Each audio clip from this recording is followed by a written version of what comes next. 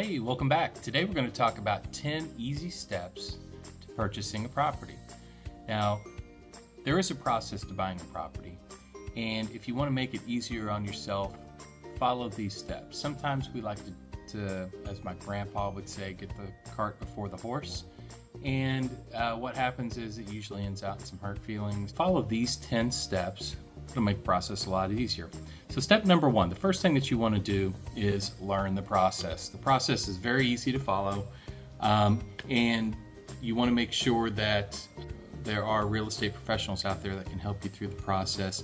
And remember, with the process, if you have any questions, make sure that you contact your realtor, make sure that you contact your lender, you can contact the title company.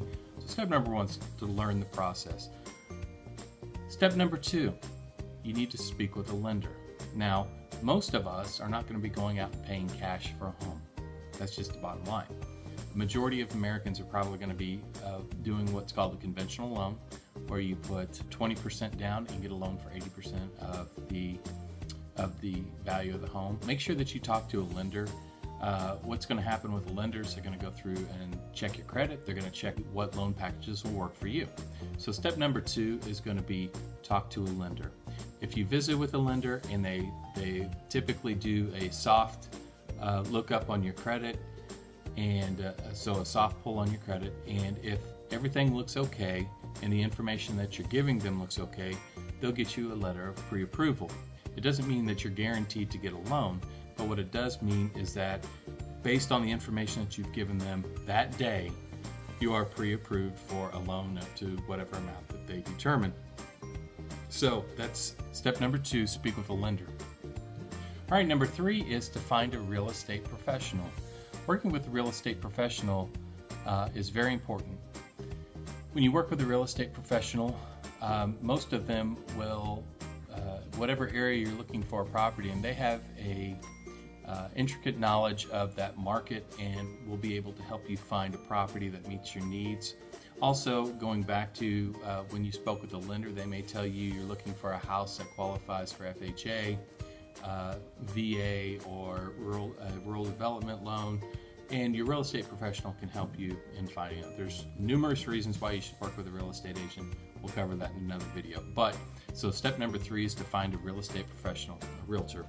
Number four, you can search online for properties. Now, years ago, what would happen when somebody would want to buy a property, they would meet with a real estate professional, and that real estate professional would get the criteria that the buyer was looking for, and they would go online, typically on the multi-list, or actually back then they had the books and all that fun stuff, and they would try to find a property that met your criteria. Then they would meet with you again and say, hey, these are the properties that we're going to go look at.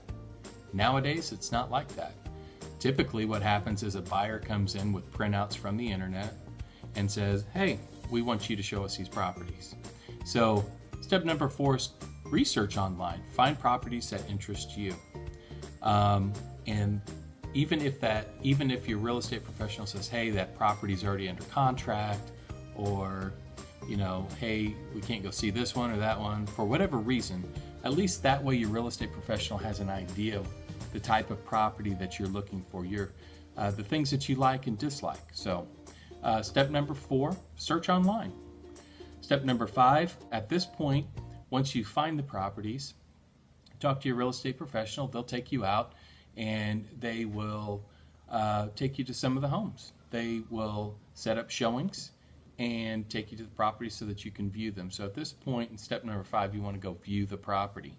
Step number six, once you find the property that you're looking for, write an offer. Now, I want to stop you there because when I'm working with clients, one of the things that I run into is that, especially in this post-recession market, everyone thinks that there's a better deal out there. And so what I run into is that I'll have clients that say, man, I really like this property, but the one thing that keeps them from writing on that property is the thought that maybe there's another property out there just like it for a better price. I can tell you right now, from my experience here, typically what happens is if you don't write an offer on that property, someone will. So my advice to you would be Don't wait for the better deal or what you perceive as a better deal that may or may not be out there. Write an offer. If you feel like there's a better deal out there at a lower price, then write your offer for that price. Start out low. You can always go up. You can't go back down. So that would be my advice to you.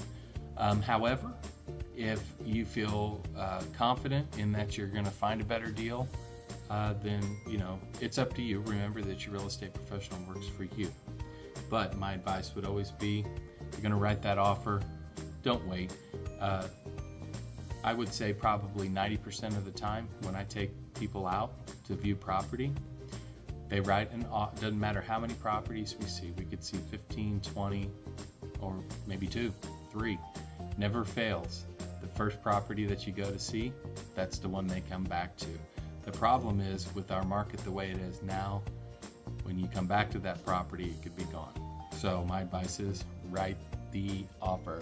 All right, number 7, make sure that once you do write an offer and you have an accepted offer, you want to make sure to mark your calendar for important time frames within the contract. For example, once you do go under contract, you're going to probably, and we always tell our buyers for sure, you want to have an inspection. So you're going to need to schedule a time for an inspection, and you want to make sure that that time is written down on in your planner as well. I always encourage my buyers to be at an inspection.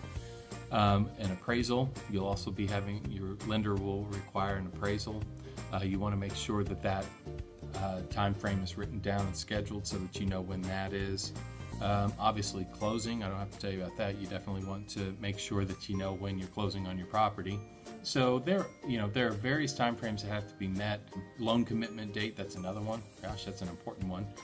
To make sure that you have commitment from your lender that they are actually going to let you borrow the money to purchase the home. So that's really important. So make sure that you schedule all those times and that you have them down in your planner so that you know your real estate professional should also have those for you as well. So just make sure that you have those written down somewhere. Prior to closing, you want to do a final walkthrough of the property. Now, again, your real estate professional should remind you of this, but you want to make sure, especially in areas where a property may be sold turnkey. Turnkey means that the furnishings stay, the major appliances stay.